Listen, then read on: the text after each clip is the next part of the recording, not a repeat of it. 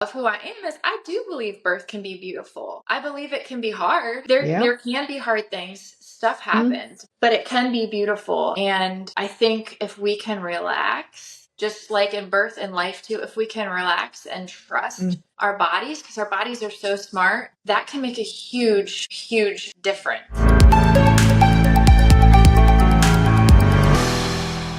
Welcome to the podcast. I'm Tracy Donegan.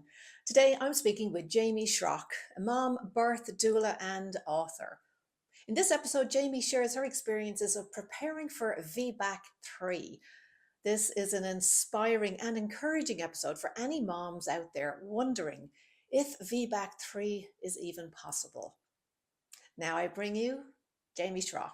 Hi, everybody. You are very welcome to the next episode of the Tracy Donegan podcast. And today I am joined by Jaimie Schrock, who is based in Orrville in Ohio and is a doula and has quite a bit of experience using the GentleBirth program. So welcome, Jaimie. I'm thrilled to have you here. I'm dying to hear about what you're doing up in Ohio with moms and babies and how you use GentleBirth and how it impacted your experiences.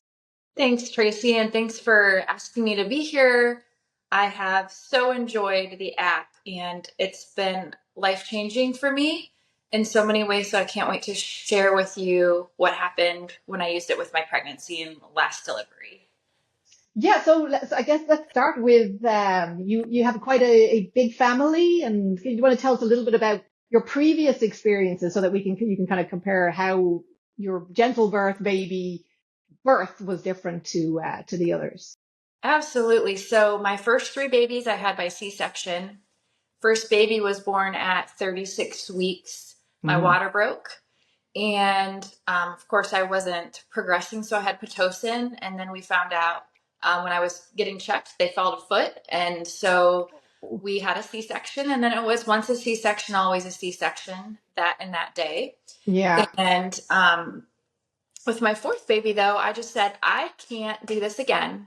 I can't. I want to have a VBAC, and I'll take whatever it takes to have the birth that I want. So I did have a VBAC after 3 C-sections in 2014 in the hospital. I found an awesome provider that was much like a midwife, a maternal fetal medicine doctor, and very, very amazing healing birth. I knew that my thoughts and my words mattered. I didn't quite know how to make that all work in birth. So I would visualize when I went to bed the birth that I wanted. And I was very careful with the words that I spoke, the thoughts that I was thinking. I really tried to get my mind and my heart in the right place. I would go for walks and speak to my baby and talk to my baby and pray and just dream about the birth I wanted. Even though I never birthed vaginally, I tried to envision how it might feel and how I might experience it, though I didn't really know and I had never been to a birth. That is what I did. And I had a great birth. It was super healing. So I just didn't have the tools to put a lot of things into practice of what I was trying to do, if that makes sense. Yeah. Structure around what you were doing. Exactly. So those were my first 4 babies. And then with my 5th, before I had him, I had 2 miscarriages. So I was going into this next birth I had a redeeming healing birth, but then I had those 2 losses and I had never experienced a loss before. So I had, a lot of people would think, well, you did that, so it should just be easy for you. And, you had that healing birth, but then I was questioning my body and its ability. And I also was planning a home birth that time. So it was different for me. So I felt like I needed even more tools to help my heart and my mind and my body to relax, if that makes sense. Yeah, absolutely. So would you like me to share a little bit how I found GentleBirth, or? Yeah, please. I'm still a bit taken aback by the fact that you found a provider that would support VBAC3 in a hospital. So and I'm sure you're going to, if that provider is still working, I'm sure you're going to get plenty of messages. People will want to know who this provider is if they're still in practice. Oh, yeah. And But you might want to check and see if they're okay with having their name shared. But I'm sure they're. sure, absolutely. Yeah, he was the kindest, most compassionate provider I've ever had in the realm of doctors in my entire life. Wow. And he is amazing. Let's just say that.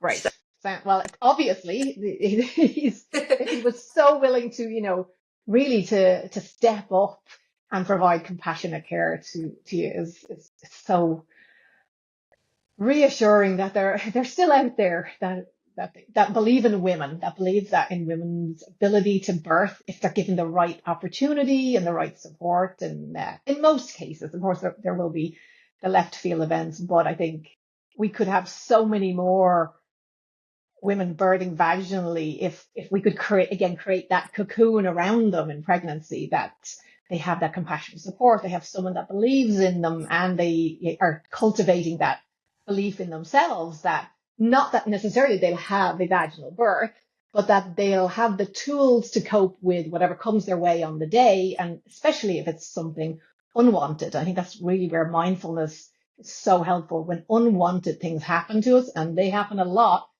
we have a choice in how we can respond in a way that is healthy and helpful. But I'm interrupting. Please, let's hear about how you found GentleBirth, and because I could yeah, talk all day. no, it's great.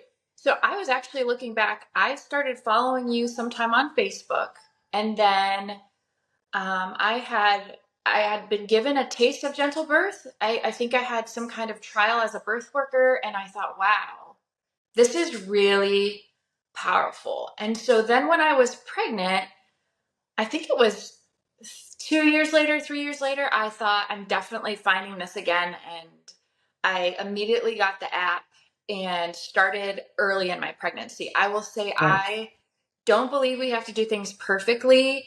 Mm-hmm. And I'm speaking from my perfectionistic tendencies. I don't believe we have to do it perfectly, but I did spend 80 hours with my app. Wow. And I treasured every time I did it, because even my husband said, "You're so different. Like, you seem so relaxed and so calm." So I started right away. And I love the fact that you can choose right where you're at in your pregnancy, and then whatever you're listening to applies directly to that place. Yeah. So I really loved that. But I began, and I would often use it before I would go to my appointments with my midwife, because I was just nervous. I've never done this before in this way. Is my blood pressure going to start going up? Like, I don't know, having 3 C-sections and then wanting a VBAC, even though I wanted one, with both of those pregnancies, I would want to go in with, I don't want any concerns for anyone. I don't want to make Mm. anyone nervous. So I just didn't Yeah. want high blood pressure. So I would listen to it. We had an hour drive. My husband would drive, and I would lay down, like recline in the seat with my headphones and listen the whole time. Mm. And I would seriously walk in there in such a state of bliss and just relaxed. It was really good, and it helped me not to carry fear into any of my Mm. appointments. So I definitely used that on the way there when I was getting ready to go. That's a great way to reduce the chances of having, that white coat syndrome for anyone who has, even if you do have, even if you had been diagnosed with high blood pressure, there is good evidence that meditation can help manage hypertension, and we know that it's brilliant for, those, bit of anxiety waiting to go into your appointment as well. Absolutely. And I feel like the benefit of using it so early too in everyday life, I was able to, I would do it in the morning when I first woke up, like the affirmations. I tried to be active a lot during my pregnancy too. So when I was walking, or I'd go walk outside, I'd walk on the treadmill, I would be listening to whatever I could all the time. And like I said, I know it can't always be I'm in the perfect position and there's not kids or there's not whatever.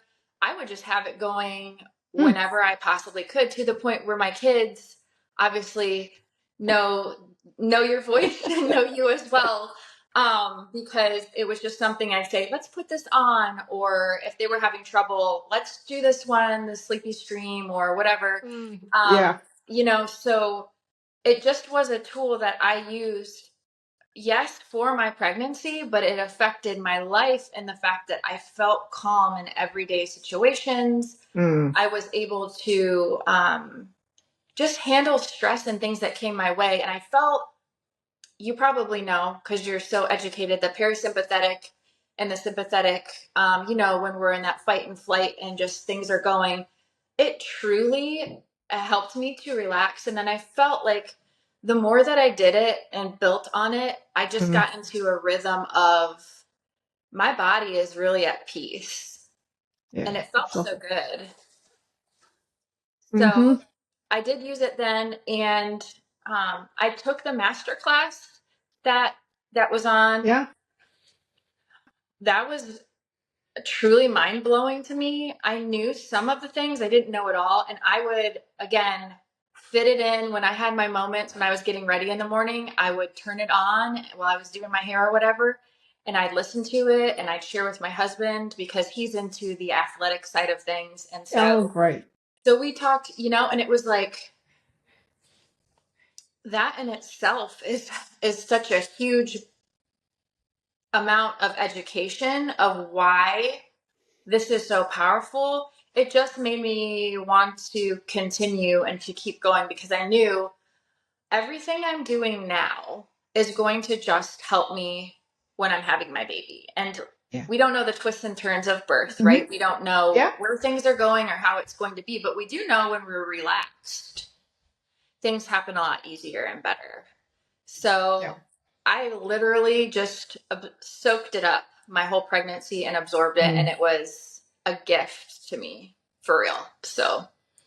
Oh, it sounds like it really did help you. And I talk a lot about the pregnancy and birth basking, and that, when you were talking about your first vaginal birth, that idea, and that is such a powerful practice to mentally rehearse not the event of, even if you haven't had a vaginal birth, the feeling of, I did that accomplishment, that feeling of what it feels like to really like stand in your power and look at your baby. But because the brain can't tell the difference between something you're vividly imagining and something you're experiencing, we're creating these neural pathways in the brain that is like this. I am expecting that I'm going to feel powerful. That, it might be, it might be painful, but I'm going to feel empowered. I'm going to feel strong. And that mental rehearsal, I think, like going off to sleep at night, either you're listening to the app or that's your, like, just drifting off to sleep, I think, with that in your mind and more so that the feeling of it is so powerful. And I can't tell you the number of birth stories that I've gotten over the years from moms who have been mentally rehearsing. And again, when people hear that I meant this mental rehearsal thing, they think that this is about, The Secret or, just, magicking up your birth, just by, manifesting it. And I know this is about creating those feelings of confidence. And we know the mind is much more, attracted to feeling than it is to thought. So if we are feeding our mind with really, inspired feelings of strength and confidence, it can only build our confidence. Hey there, if you're enjoying this conversation and are passionate about evidence-based care in labour, the best way to support our work is to subscribe and share this episode with other amazing women in your life. Your support is so important to us and helps us reach more mothers with empowering content. So go ahead, hit that subscribe button and spread the love. And I love the way we have this opportunity when we're practicing to share that with our babies, and we're marinating our babies in oxytocin, in loving hormones, and so that we're spending more time in that parasympathetic state with our babies than we are in the stressful state, because of course life happens and stressful things happen in our pregnancy.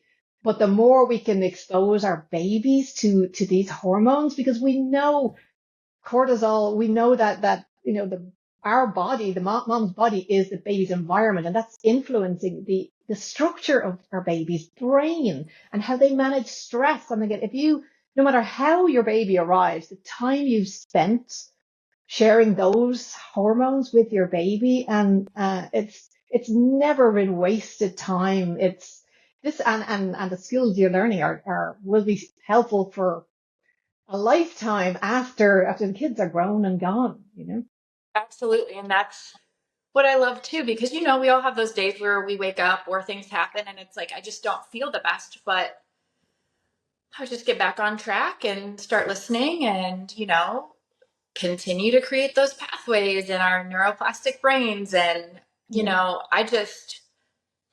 I do carry that on now. The techniques that I learned, and that was 2 years ago, I still use those to this day of just like, relax, like teaching my body what it feels like to relax. What does it actually feel like? Because I don't think we know if we're not actually checking in and being still and being quiet for a little bit and seeing how we feel and how we can feel. Yes. So yeah, we're really not I think for most of us, I don't think we're really in touch with that feeling of being able to be in this moment, relaxed and in a state of contentment. That's my word. My word for the year that I chose this year was contentment, because when we kind of look back into the origins of mindfulness and the Buddhist traditions, the Buddhist tradition was never about it was not a religion, as in you go do all this is what you're supposed to do. The Buddha said, well, try it. See if it helps you. Most of our stress is caused in our mind, but if we learn how to manage our minds, then we can reduce a lot of our stress and just use it as an experiment. So so I always say, look, try it. If you find it helpful, that's brilliant. If you don't, then there's other tools out there. But what I love about this idea of contentment, because even when we're not very stressed, we're having just the normal kind of day to day going about our daily routines, there's always this undercurrent of dissatisfaction.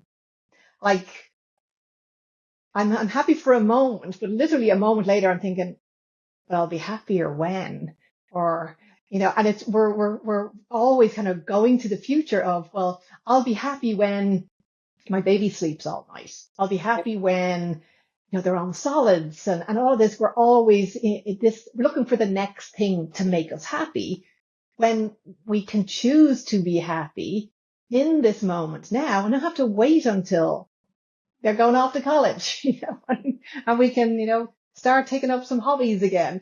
But it is that dissatisfaction. So for me, that sense of this year, it's like contentment. Can I really bask in that feeling and stretch that feeling as much as I can throughout the day? If I find, even just being relaxed and having a nice day, there's always that next thing that what they call the hedonic treadmill. We're always on to, that'll make us happy. I'll be happy when. But I think with mindfulness, we're learning to come back to the present moment and realize we can actually be quite happy now. It's absolutely true. And all we hold in our hands is this moment, right? Yeah. Like, is what we have right now, because the past is done and tomorrow will we get there? We don't know. So it's so true about being present. And I do feel like, I know in the app, there's some of the tracks, or however you want to call them, where you'll say, it's okay if your mind wandered off, just come back. And I think that's normal. We do that. Yeah. And, it's, oh, I got to do this and I got to do that. But it was a good reminder to take control of what you're actually thinking about. Because the thoughts can come in, and the thoughts can come in about birth, about, well, my aunt said this and my sister said it's this bad. And, well, wait a second, what do I say it is, and what do I believe birth is? So it was very good for me to learn to focus as well, especially with the technology we have today, where we're here and we're Instagram and Facebook and then here and there. And it's like, to be still, because in labor, we're not on Instagram and Facebook when it gets into those moments. Like, we have to learn to be present and just be with that contraction. Yeah. The wave, the surge, whatever we want to call it. we need to sit with Hmm. it and allow it to be. So it was great for me in Yeah. that respect.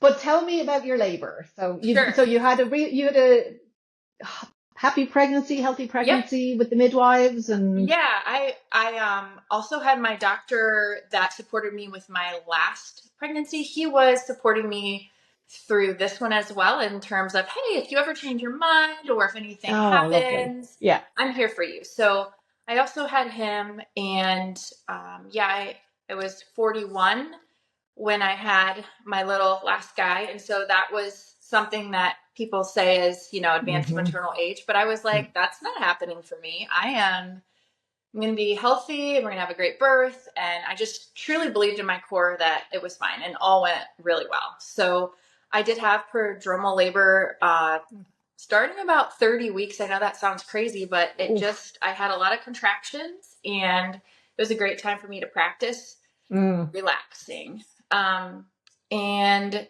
with the birth, I ended up having, like I would every night, surges, and I ignored them because I thought, well, I just don't know. So I'm going to ignore. And I got such good practice. I'm going to adjust here a little bit. I got Yeah. such good practice that I was chatting with a girlfriend who's also a doula out of state about 6 hours after, and my prodromal labor, sometimes I would have 8 hours of Wow. every 5 minutes, every 10 minutes. So I just ignored it. And she said, you might want to wake your husband up. Like, I was just on my own doing things. And I thought I would be listening to music and listening to the app during labor, but I didn't actually believe I was in labor. So I was doing some dishes and doing some things because I just couldn't, I didn't feel like I could lay in bed. I know that's what we should be doing, but I wasn't able to. So about midnight, I woke up my husband and we called the midwife, and she said, I think you're probably 6 centimeters. And I said, I don't feel that at all. I'm probably 3. I'm probably 3. This is so easy. This is just, she's like, well, when things change, let me know. And I think we called her an hour later because she lived an hour and 15 minutes away. And looking back on it, I think I was actually in transition or possibly complete at that point because I had my baby shortly after that. And to be honest with you, it was so, I don't want to, Uh, I don't know how to say this because I don't want to offend people because I know that people don't always have easy labors. But for me, it was just bliss. It was so great because when I was feeling things, I was just relaxing. And I had just taught my body, I didn't have any fear, any worries. I was just confident. I was excited. I didn't actually believe it though until probably the time that I called my midwife, but I still thought I've got a ways to go because it just seems so gentle. If I can use that word, it seemed gentle. And you were that waiting on it to get worse. I was, and I was Yeah. like, and then it did get more intense. I got into the birth pool that we had. We just filled it up. I got in and I was maybe in there for 15 or 20 minutes. My daughter, who is now 13, was in the room with us and she was pouring water on my back. And all of a sudden, my body started pushing. I had to push an hour with my first VBAC. And this time, I didn't push at all. Like, I didn't physically bear down at all.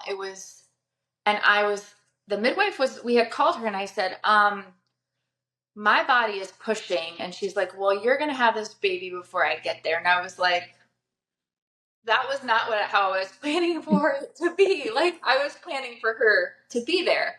But she was like, it's all right. So we prayed, and the next sensation, the head came out, and it was just, there it is. And I was just like, okay, like my first baby again, I pushed for an hour. And so it was just not, I had a guess, I thought it would be harder, I guess. And then the next time, he was here and he was born. He came out of the water. I was telling my husband what to do, like for a water birth. And I picked up my baby and sat down and stared at him. And I was just like, I didn't have nausea. I didn't have intense sweating like I did with my first one. I didn't have any moments where I felt out of control. It just, I would have, especially as a birth worker, I thought I would know transition, and I didn't even, it never crossed my mind that that's what happened, if that makes sense. So it was very, in a way, it was hard to wrap my mind around, because I was expecting to kind of, for it to be longer and for me to process through it. And it was just, I don't want to say effortless, because again, I don't want to make it sound like that, but it was very peaceful. And my baby came out and he didn't scream his head off, and he was just happily awake and fine and in my arms, and it was quiet and awesome. Fantastic.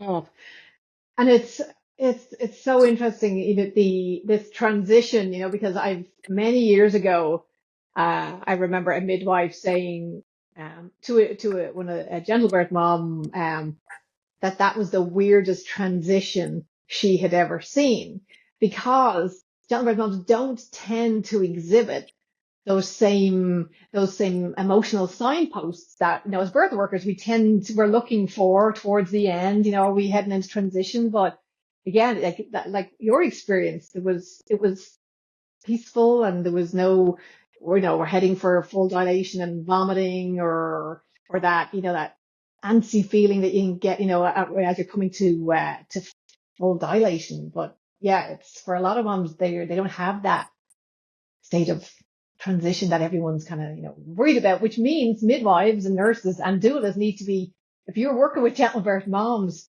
they do not tend to behave like your, I'm going to say normal moms, but moms who haven't prepared, in this way mentally for, and I've been practicing for, like you were practicing for probably 9 months. So you were living and breathing, uh, a calm, gentle birth, for so long. And so when did your midwife arrive? She was there about 45 minutes or 50 minutes after. I was supposed to have, my chiropractor had told me she would come. My sister was supposed to be there. The birth photographer was supposed to be there. The midwife and her assistant, and none of them were there, because I felt pressure. Yeah. I just didn't think, because again, I wasn't having any of the normal signs of, and who knows, I could have been like 10 centimeters, you're ready to push. I could have been there for a while and just, I didn't even know. I was, when it was all happening too, I called my husband. My sister was supposed to be there, but she wasn't around. And I'm like, we should have the birth pool ready. So we had his sister come over to help with that. And I'm instructing them the whole time as far as water temperature, how much water, how to get the baby out, what to do, where to put things, where, like, this is while I'm giving birth, I'm No, telling them. this is what's so amazing when you hear the birth stories, that women are so like clear thinking as well. And there is that, because I will, have this discussion with birth professionals about, Michelle O'Donnell talks about, don't disturb the birthing woman and how bad it is to have the neocortex activated. But with meditation and being able to ground yourself, and we are managing that stress response, but also but without inhibiting oxytocin. So you Right. can be clear thinking. And I've seen this so many times where moms they'll have a surge and then open their eyes, and then they'll literally directing traffic. Do this, and then the surge comes and they focus again. But it's almost like they're not in labor between the surges. They're so with it, It was so surreal. And then after I had him, he was behind me because my husband had gotten him. I stepped over the umbilical cord, grabbed my baby, sat down. My sister-in-law, who was there, was like, you just acted like nothing happened, and you just picked up your baby and you just sat down, like, you're just, was totally fine. She's like, I've never seen anything. Like, of course she doesn't go to births, but she hadn't ever seen that before. And so it was just very interesting. It was so great, honestly. But just imagine though, if this became the norm for more moms, that because you are kind of ignoring early labor, you're not getting amped up. We're managing adrenaline, so we're not exhausting ourselves, and we're not in our heads wondering how long this is going to take, and again bringing up those stress levels. You're not exhausted. You know, I'm not going to say everyone, but because we're helping labor progress so efficiently with our own endogenous chemicals that we're not, absolutely exhausted at the end of labor. That it's you, and of course you have that adrenaline rush at the end, but it is interesting to see. And I see that as well in kind of the last weeks of pregnancy as well. We don't tend to see the GentleBirth moms really looking like, I just want this over when they're coming up to their due date. They look well, they look healthy, they don't look tired, and they are energized by the fact they have been taking such good care of their emotional wellness and regulating their emotions so well in pregnancy that they have all this extra energy and mental energy, because that's what you're going to need in going into postpartum, and that clarity of thinking, so that whatever's happening with breastfeeding, and that you can really make choices that are aligned with your parenting goals in a much more effective way, I find, with the GentleBirth moms. Yeah, absolutely. And I labored mostly by myself because I didn't ask my husband to get up, and I enjoyed that. It was a sweet to me to just be on my own. And again, I don't know what I was doing. I wasn't in bed, because I do tell people as a doula, rest as much as you can, but it got to the point where I couldn't rest. And so I was cleaning the kitchen and doing other things, and it was just nice, I guess, to kind of, like you were saying, be on my own and be able to just relax and not feel any other influence. It was nighttime and it was just quiet. So it was wonderful. And like my first birth, I had the shakes and everything afterwards, and I've seen that with other moms. It's just the transition from having given birth to laying in my bed holding my baby. It was very seamless and very just, I didn't feel exhausted and wiped out, and I felt so good. So it was really wonderful. Right. You got that lovely oxytocin high, and endorphins when in those hours after birth. So how has your birth experiences now influenced your work as a doula? Absolutely. So I took some good time off with my baby, who I had almost 2 years in May, because I've learned so much about attachment that I didn't know so much with my other ones. And so I've always talked birth. So even if I haven't been present in the hospital or home, I've shared with folks. But as far as how has it changed, I am working with some folks now. I tell people, you can prepare so many things and so many ideas that society tells us we need to do before we have a baby. And I believe those too. And I don't think there's anything wrong with good nutrition and with exercise. I think those are all very important. And I still do those. And I would do those again if I had a baby. But I believe in my core, more than anything, is where is here and here? Where is your heart? Where's your head?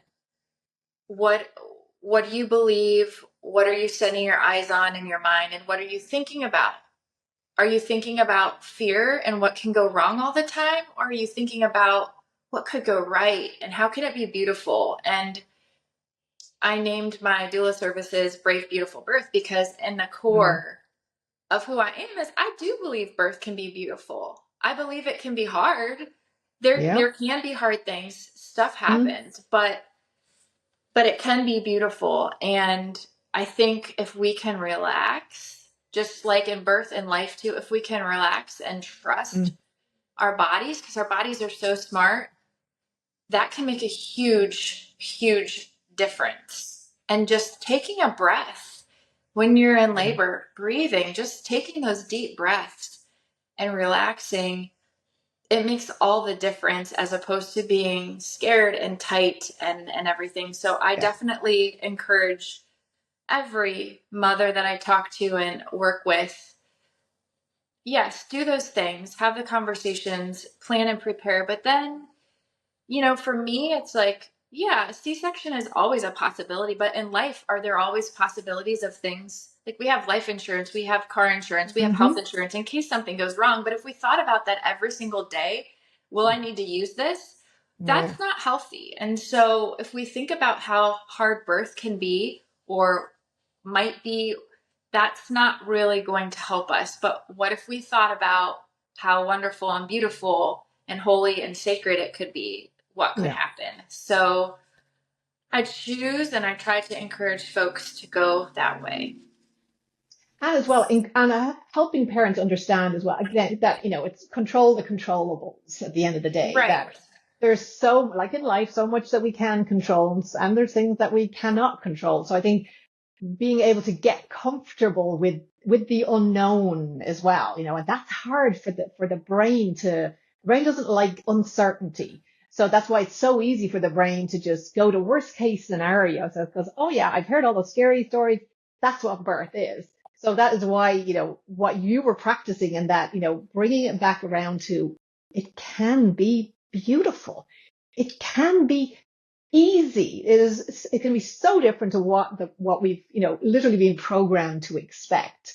But I think that controlling the controllables, really being able to be with that and know that, okay, so I can't control everything, but I can stack the odds in my favor of this going really well, and that's so much more than meditation. This is about really being intentional about choosing your care provider, choosing where you will birth, birth preferences, how your baby will be monitored, all of these things that we know that do affect the cesarean rate and, routine induction, that we know we're probably going to have lots of choices to make.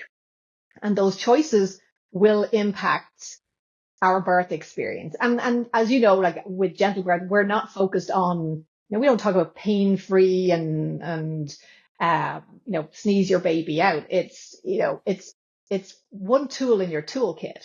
So, and it's for moms who are planning an epidural. It's moms who are having a planned cesarean, who are being induced. There's a different, kind of pathways, and collections within the app to support really any kind of birth experience that you can imagine.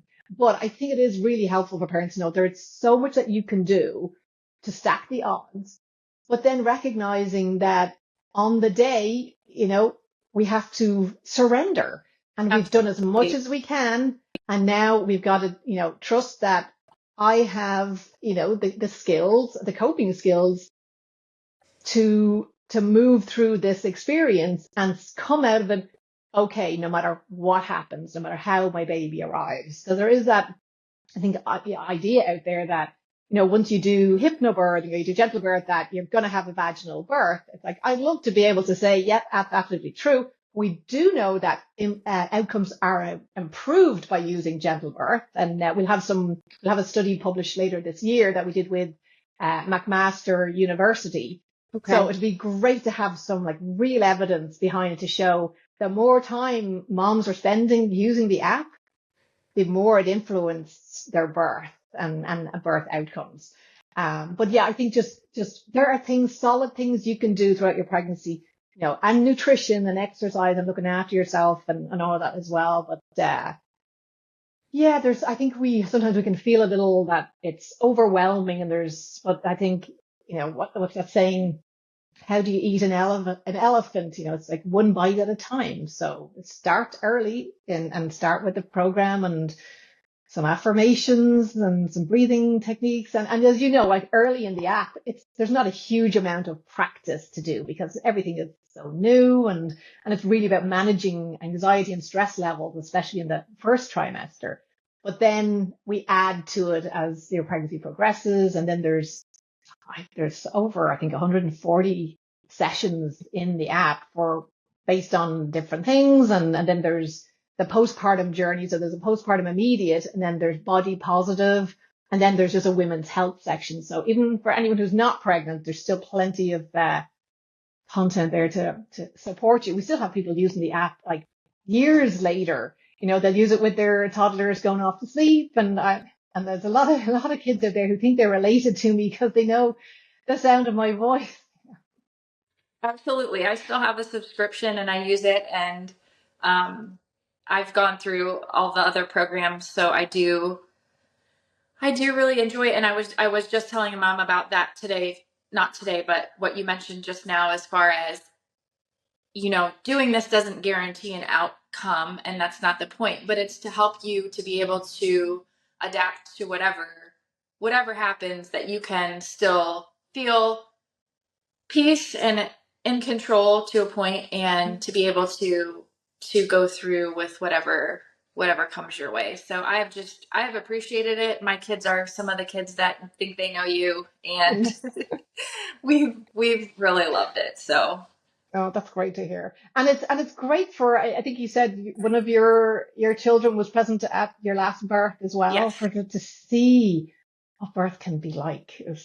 Yeah, it was really special. And they ask, can we do it again? And I say, we'll have to see what God says. So yeah, it There was, we go.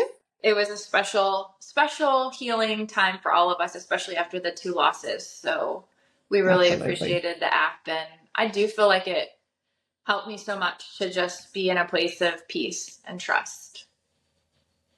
And do you work with, because of your own experiences with cesarean birth and VBAC, would you work with a lot of VBAC moms yourself? Yes. Yeah. And I did, as soon as I had my first VBAC. I wrote a book actually after that, and then I did my doula training. And so I've talked to moms the last 10 years about all of that.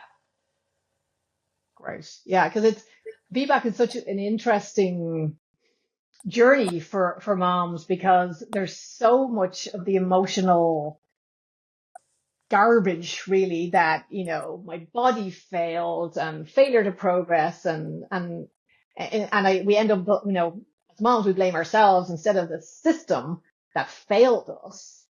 But I do think for those moms who, especially, when you get to a point in labor where maybe this was the point in labor where, they called the cesarean the last time, like those kind of hurdles, and the mental, really mental resilience that you need for VBAC, because it's not the popular option with every provider. It's not the most popular option, even with friends and family who think, would it not just be better just to go along and have the cesarean? So I think moms who are going for VBAC are little on the back foot. So I think anything they can do to really, again, cultivate that courage, resiliency, and that emotional regulation, because they're going to be faced with a lot of pushback and people questioning their ability to birth, and to be able to create that resilience from within. I think it's just so important for moms, because it can be a challenging journey. I mean, never mind the labor, but just the challenge, just to find supportive care providers, and have your birth preferences honored, and respectful care. Sometimes it's not happening the way we would like to see it happening, unfortunately, in so many places. But I think for parents to know there are tools out there that will help you manage that stress. And if we can manage the stress, and especially if, we're, debating evidence during a VBAC, that we need to be able to ground ourselves, because once we can ground ourselves, we can respond then in a clearer way. That if decisions come up during labor that we need to be really clear about, at least we know that we can ground ourselves enough that we're not making decisions from a place of chaos, but a place of calm. And that makes all the difference, because we don't make good decisions when we're stressed. And that's just, we're not literally not in our right mind when we're stressed. Yeah, absolutely. And I do tell moms that too, like, we can come to the same decision in our journeys as we're presented with so many decisions, but we want to come from a place of peace and faith and not fear, because anytime we're coming from fear, it's just not what is the best. And yeah, people would say, "Oh, you had a healing birth," and it's like, well, that's a small part of it, because I had that whole time, or we VBAC moms have that whole time of minute by minute, day by day. And I'm a thinker, and a lot of the VBAC moms that I've talked to too, I mean, we think about this a lot because we want it so much, and so we're thinking about it sometimes before we're pregnant, and then our whole pregnancy. And the provider that I worked with for my hospital birth, he read my book and he said, "I had no idea the emotions that you went through." And I said, "I don't think it's just me. Like, this is a very emotional journey." Yeah. And you're right. If we don't have a place to be grounded and to come back to just peace, then that can be very challenging, because there are those other influences of family members and friends and providers who have their opinions on how it should be, and it can be very, very challenging. And there's a much more, I guess, heightened emotional awareness when you are going for VBAC, because you're coming for a lot. No, not for everyone. I think for some moms who maybe they had a previous cesarean for, there wasn't vaginal breech wasn't available, but I think for moms who have already been through the system and who feel a bit duped by the system, and may feel that their cesarean might not have been medically necessary, that going into a next pregnancy with that in your heart and mind, I think is really, really stressful. And I always say, if you're going for VBAC, hire a doula, take an independent class, do the GentleBirth VBAC curated sessions, and again, do as much as you can to stack those odds. But it is certainly difficult. And just one thing, when I'm chatting to people about, the feeling of being grounded and solid in I think sometimes it comes across as it's a bit hippy dippy, new age, you're grounded. What does that mean? I think it's helpful to understand that when we say, we have this clarity of thought. So when we're stressed, just for anyone who's not familiar with GentleBirth, this might be helpful to kind of, look at the mechanism of action. So when we're really stressed, that fight or flight response and that amygdala is firing off, and it's what we call bottom up control. So the amygdala is now focused on the perception of a threat, and because it needs to be able to act quickly based on what's happening with this threat, it turns off the executive functioning of the brain. So we are, to put it in an easy to understand, when we're stressed, we're dumb as rocks. So you do not want to be making a really important decision when we don't have our full faculties. So one way that meditation helps is that you are becoming, through the training, again, the more you can do it, the more effect it will have. It is your automatic response does not become one of reactiveness, but of responsiveness. So of course something happens that gives you a surprise or a shock. We've got an initial reaction. But we learn to recognize that, okay, like, when the zebra is being chased out on the plain, the lion will chase it. And then if they escape, they go off and they keep munching the grass, and they're back munching the grass. Life is good. But as humans, we have if someone cuts us off in traffic and we are thinking about it for the next half an hour, and we're telling everybody about this idiot on the road, and we're keeping ourselves in the stress response.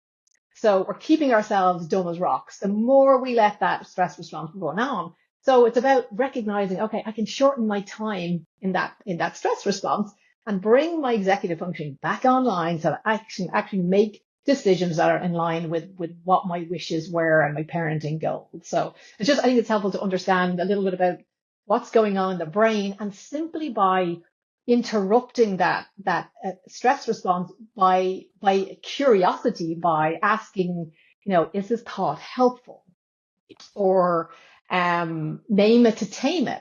So when we feel that stress, that we can say, oh, there's a feeling of stress or there's a feeling of anxiety. And rather than saying, I am anxious or I'm stressed, because then we're identifying with the emotion. And it's interesting in Gaelic, in Irish language, to say I am sad is we would say tá brón orm. But what it actually translates into is sadness is on me. Not I am sad, but there's sadness Right. on me. So it's like I don't identify. There is sadness here, but like everything is temporary and it'll be gone, and there is something else in a minute, So, but it's the idea that we think, oh, I'm sad. It just feels like it's going to go on forever, but we're in the moment now. We can recognize that everything's changing, and and we can really just that moment of there's a feeling of stress and that we have interrupted that habit of thought, and we've interrupted the activity of the amygdala. And that's all we need just to kind of get that executive functioning, that thinking rational brain back online again, which again, if you're in a hospital situation, if you want to get to labor land, sometimes we have to be able to use that executive functioning to talk ourselves down off a ledge, to ground ourselves so that we can take the next step, whatever that is. If we're going to use the brain framework, if we're going to go through as doulas, we know we can go through this framework. It will help parents make a decision, but you cannot use that framework if your brain is in 20 different places. So we have to settle the physical brain and then go to the brain framework. It works so much more effectively when we settle first, turn off that amygdala. And you probably heard me say, when GentleBirth is very focused on body positivity, we have a whole section for body positivity, whole program, 12-week program on body positivity. But for so many years, I had people asking me, women coming to me saying, would you ever think of doing something on weight loss after pregnancy? And I thought, no, because I don't want women continue to buy into the Instagram culture Right. of, oh, look, now you're back in your skinny jeans a week later. I wanted to help women to build a new relationship with their body. And we know self-compassion practices they reduce body shame and help moms feel more comfortable in this new body that we have. So there's just so many, I guess, benefits to long after birth, really, where these practices can just bring us back to closer to a place of real emotional, physical, and spiritual wellness, really. Absolutely. And when you talked about grounding being maybe sounds hippie to people or whatever, I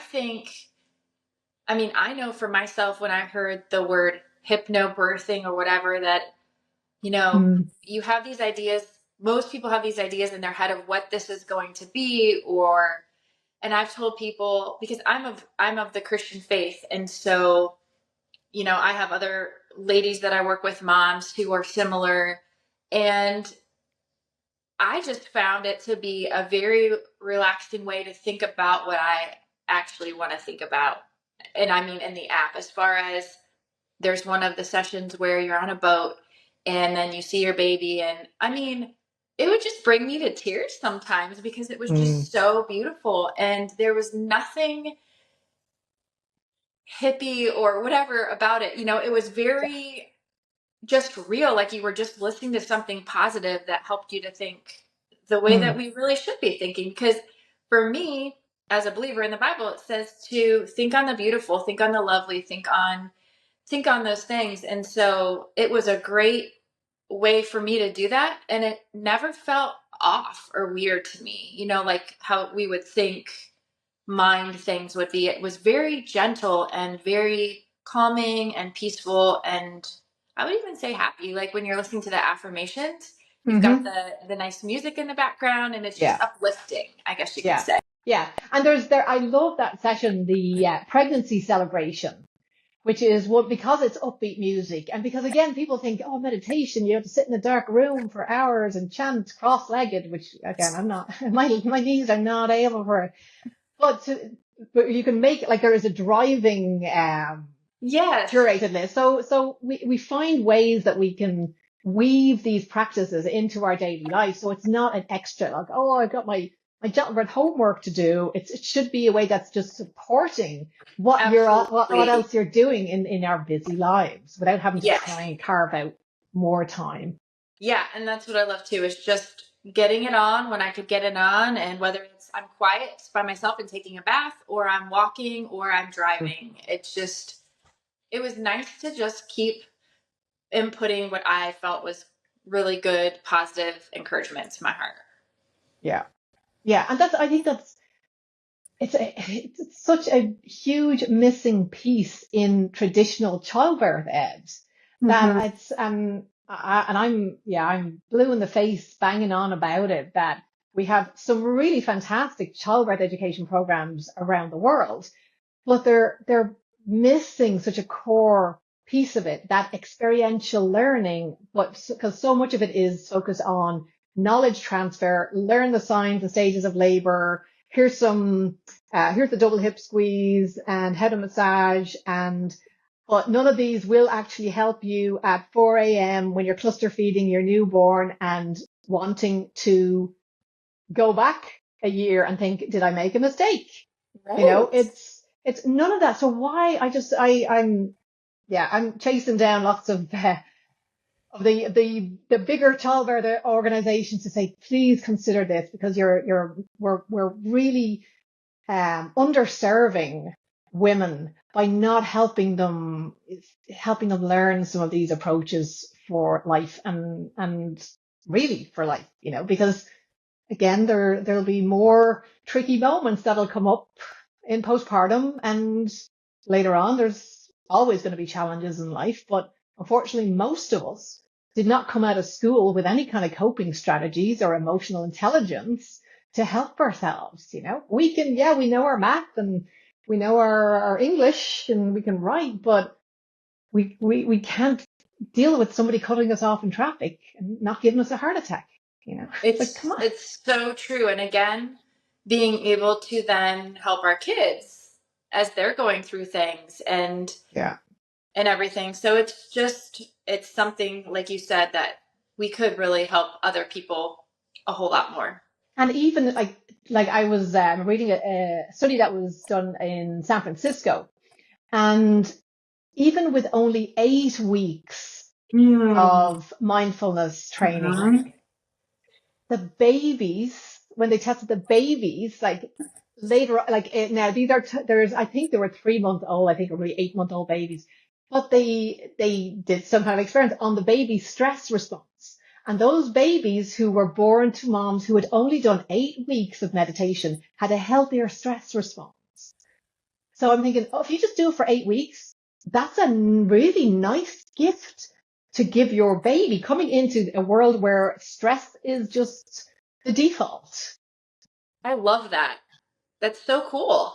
So we have now another generation who is now emotionally regulating themselves. And so we've got 2 generations. And what are these kids going to pass on to their kids? Like, if we could have just this beautiful knock-on effect to society, it's like, I just like, please think about it. It's worth it. It's such an investment in your health and your baby's health and society. We want gentle beings in our society. We're kind of a little low on gentleness at the moment, but imagine if more women were giving birth in feeling empowered and respected. And again, it doesn't matter how the baby actually arrived. If you've gone through a pregnancy feeling well, trusting yourself and cultivating that confidence, then yeah, you can, no matter how baby arrives, you feel like you've done what you can, and you feel powerful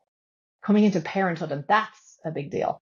It sure is. And I'm so big on that. And I've been talking with different providers about that as well, too, is like our births affect us into our parenthood. It's not Yeah. just, well, we have the baby and we're healthy and the baby's healthy and off we Yeah. go, It's so much more than that. And it deeply impacts us into parenthood. And that's really important for society, is the core of how things go in our world is how's the family, how's mom, how's dad, how's the baby. So it's so far reaching for sure.